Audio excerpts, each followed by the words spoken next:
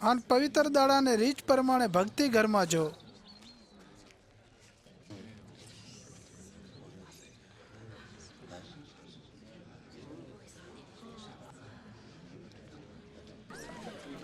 ઈશ્વરના રાજની વાત વરે સંભળાવો. શું બીજી કોઈ વાત તો છે? નાનું ટોળું મત બીયો, જેમ તો પિતા તમને ખુશીથી પોતાના રાજમાં રાખશે.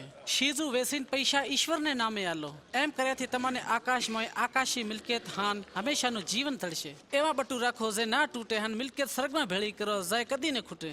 અહીંયા નકો સોર ઢુકડો આવે, નકો કોહરીઓ ખરાબ કરે.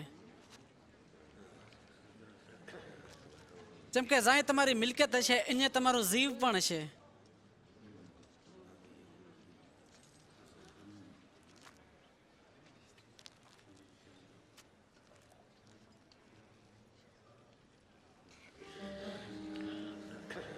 બાઈ, તારી આ તકલીફથી જીન છૂટી જાય.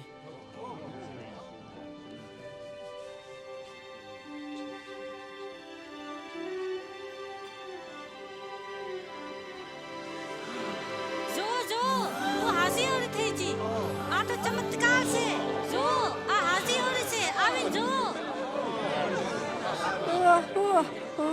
વખાણ થાય ઈશ્વરના વખાણ.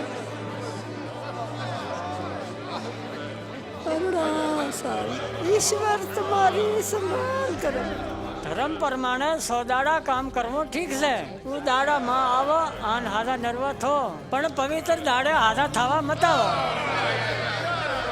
એ ધૂતારો, શું તમે પવિત્ર દાડે પંજા ઢાગા જ્યાં ગધાડાને ઓથમાંથી છોડીને પાણી પીવારવા નથી લઈ જતા?